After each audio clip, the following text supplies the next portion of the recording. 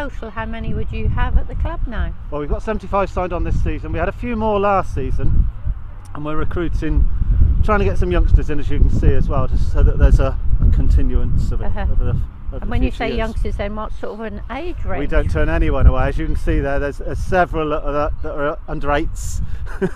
And we've got CP sessions have started the last 3 weeks. There's none here today because of the weather, but CP? we have cerebral palsy. And that's been another, we've had 4 or 5 come into that each week as well. Yeah. So it's very good. What age do you go up to then? Well, we've got a chap who will be here shortly, and he'll walk around with his ball, kicking his ball around, and he's 43. Fantastic. I'm proud to be a casual.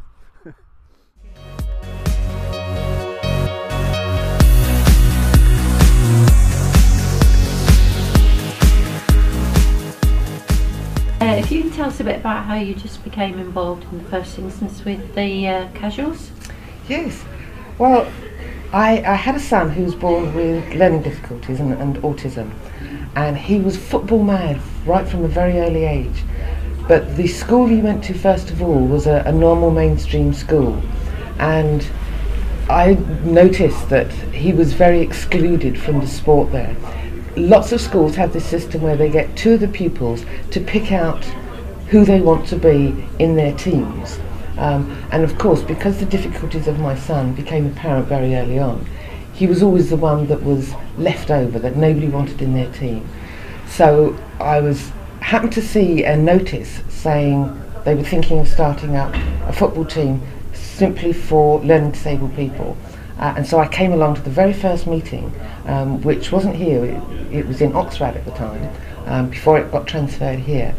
And we've been coming every single week since, and he absolutely loves it. It gave him a complete new lease of life, it's increased his confidence, his social skills, and now it's just a part of life. We just wouldn't think of going through a week without coming to see, to be part of the casuals. It's a very important part of his life. Well, if you've been here over quite a long period of time, how have you seen the club grow in that time? Well, it started off with sort of, I would say probably not more than about 10 or 11 people, and now we have over 80 on the books. It's grown and encompassed not just people with a learning disability. We now have people with Down syndrome, people with emotional and behavioural problems, people with mental health issues. People have also got physical disabilities as well as a learning disability. So it's come in leaps and bounds really, because it's just started to include more and more and more people with a much more diverse range of disabilities, which is great. It's great for the people involved, for the boys and the girls and the men and women involved, because it gives them a greater understanding of other people's disabilities, not just their own.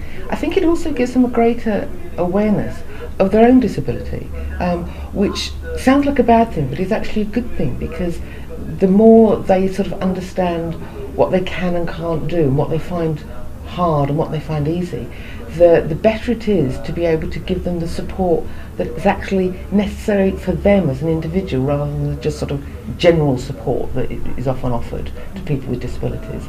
You can tailor it to their particular needs. But the team itself has just grown. They've become a much more cohesive social unit. We have discos here, barbecues, people have their birthday parties here, and so the social side of their life has developed as well as just the footballing side, and it's given them a greater understanding of getting on with other people of massively different backgrounds, different ages, different cultural backgrounds. So it's been a wonderful experience, not just for the people, but also I think for the parents and for the carers that are coming. It's been a real eye-opener in many ways. So it's one of the best decisions I ever made, was to bring my son here to see what it was like.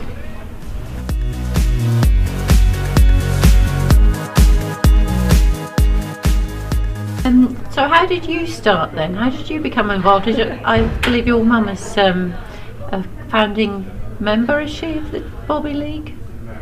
Oh God, no! She's involved with everything.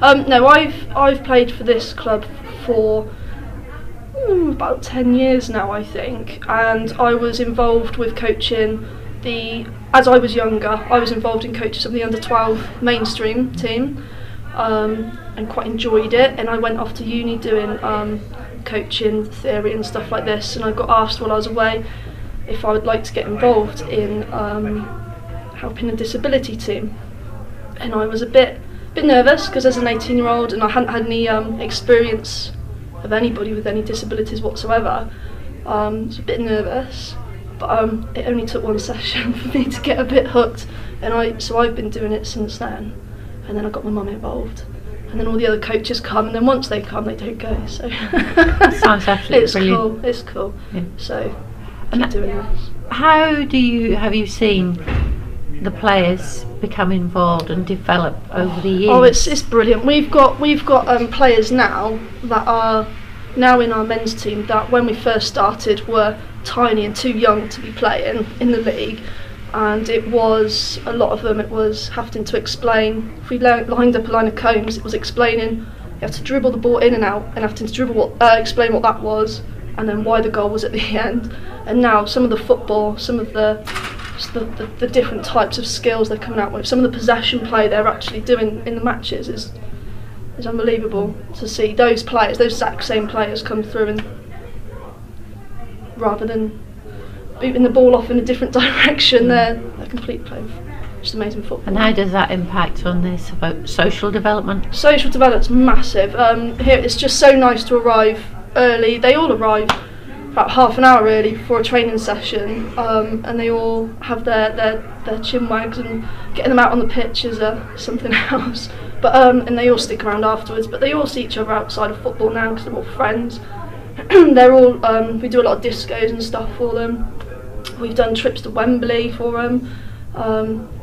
They'll tell us what we want, what they want. So is it true? Is it maybe fair to say they become like a family? Absolutely, and very much a part of the club as well. I think every single person in this football club knows about the casuals and what we're about, and are more than willing to. I think we've got a couple of them that have been a couple of our players that have been involved on a match day. The first team match days will be helping with the stewarding and being the ball boys and stuff like this. So it's cool to get.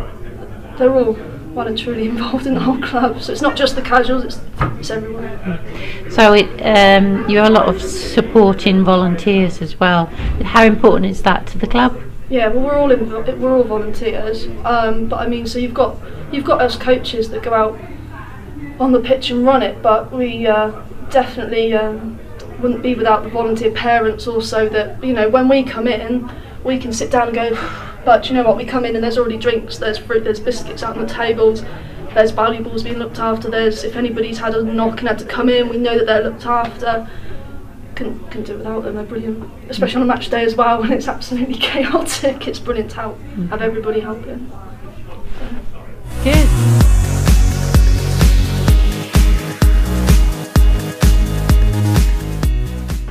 And how do you all enjoy playing? Really Do you good. enjoy Yeah, it? good. Good. Wicked. Yeah. Sort of.